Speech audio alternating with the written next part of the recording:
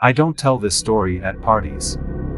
I don't post it online. But enough time has passed now, 3 years, that I think I need to just say it out loud. Even if it's only to a screen. Even if no one believes me. It was late September.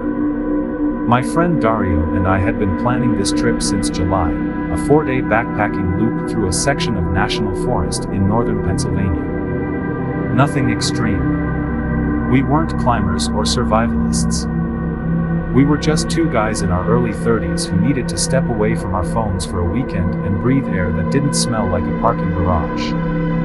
We drove up on a Thursday afternoon, parked at the trailhead, and made good time to our first campsite before sunset. It was genuinely beautiful out there. The kind of beauty that makes you feel embarrassed for how long you've been sitting under fluorescent lights.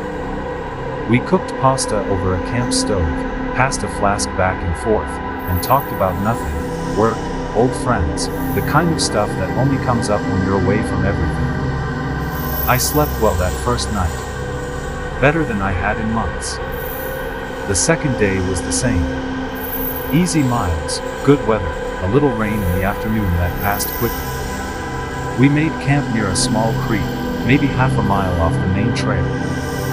There was a clearing, just large enough for our 2 tents, with a ring of birch trees on 3 sides and the creek to the south.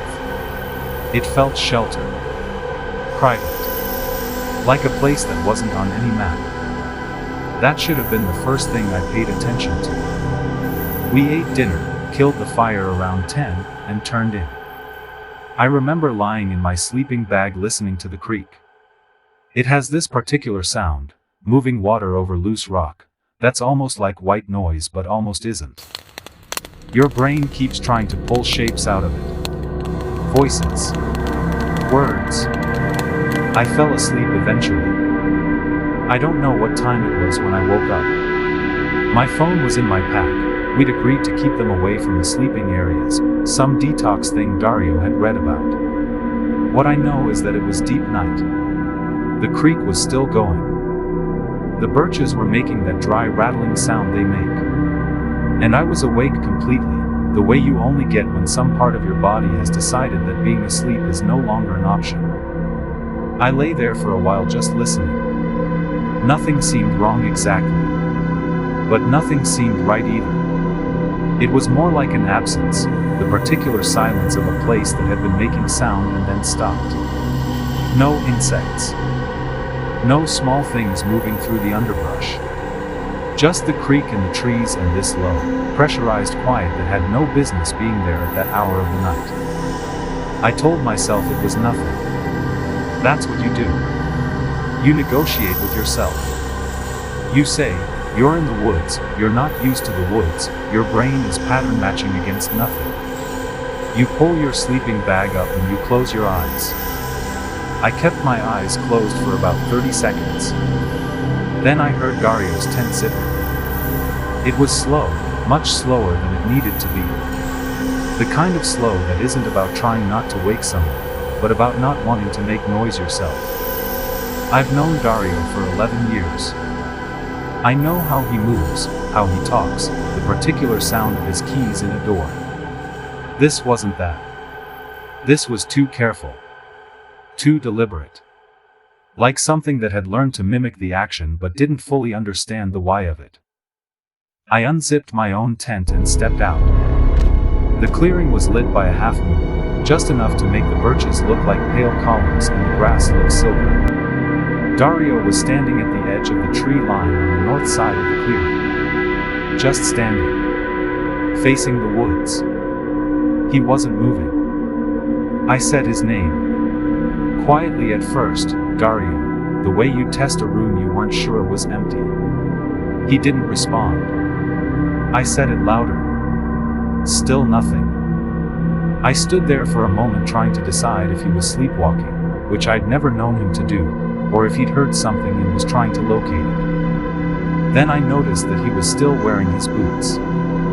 You have to understand, we'd both taken our boots off before getting in our tents. This is just what you do. You don't sleep in boots. And there's no scenario where you hear something in the night, wake up, and before going to investigate you stop and lace your boots. That's not how alarm works. That's not how panic works.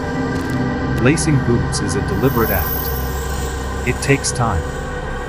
Whatever was standing at the tree line in Dario's clothes had been outside long enough to put on his boots. I called his name one more time, and this time the figure turned around.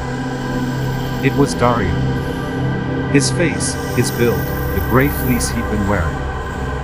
He looked at me with this expression I can only describe as startled, not in the way you're startled when someone wakes you, but in the way you're startled when you've been caught doing something. A flash of something that was gone before I could read it. Then it settled into confusion, and he said, "What? What's wrong?" His voice was slightly wrong. Not dramatically. Not like a bad impression of him. Just off by a fraction. Like a song played back at 99% speed.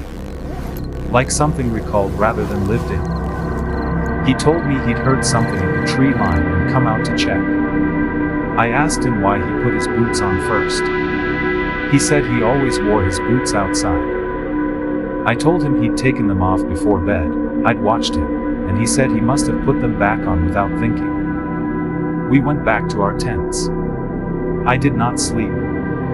The next morning, Dario was completely himself again. Same voice, same laugh, same shorthand we'd built up over a decade. I convinced myself I'd been disoriented, or that the moonlight had distorted his expression, or that fear had made his voice sound wrong when it wasn't. I am very good at convincing myself of things. Most of us are. We packed up and made good miles that third day. But I kept finding reasons to look at him. Kept watching for that fraction of wrongness. I didn't find it. And by evening I had almost entirely let it go. That night, our third night, I woke again at the same deep hour. My tent zipper was moving. From the outside. It went slowly, that same impossible slowness, and I lay there in my sleeping bag with my heart beating so hard I was certain whoever was on the other side of the nylon could hear it. I didn't move. I didn't call out. I pressed myself flat and watched the mesh window of my tent, and I thought about every decision I had made that led me to being alone in a dark clearing in a forest that was not on any map. 3 miles from a trail that nobody was hiking this time of year. The zipper stopped about halfway down. There was a pause, 10 seconds, maybe 20, and then it moved back up. Slowly. That same careful, deliberate pace. And then there was nothing. No footsteps moving away. No rustle of grass. Just the creak in the trees and that pressurized silence settling back and around me like water filling a hole. In the morning I checked my zipper. It was down. Halfway. I didn't say anything to Dario. I still don't know why. Some part of me believed that saying it out loud would make it more real than I could manage. So I said nothing.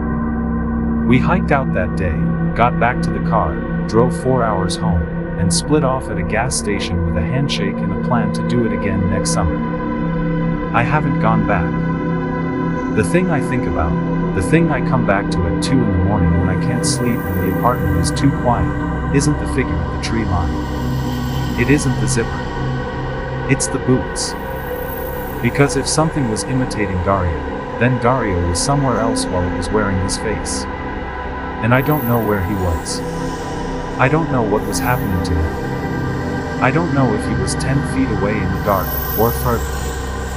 I don't know if what drove him out of his tent in the first place was something he heard, something he saw, or something that was already inside his head before he ever opened his eyes. What I know is this: I have called Dario maybe once a month since that trip. He's the same guy he's always been. Warm, funny, a little scattered. He doesn't bring up the camping trip. Neither do I.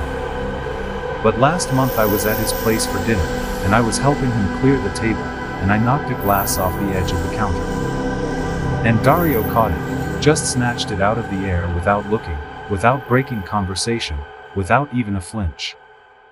And I stood there holding a stack of plates, watching him set the glass back down and keep talking, and I thought, Dario has always been clumsy. I have known this man for 11 years. He doesn't catch things. He never used to catch things. I set the plates down and excused myself to the bathroom and stood over his sink for a long time just breathing. When I came out, he was laughing about something on TV, and it looked right and sounded right, and I watched his face for that fraction of wrongness. I didn't find it. But I've started checking.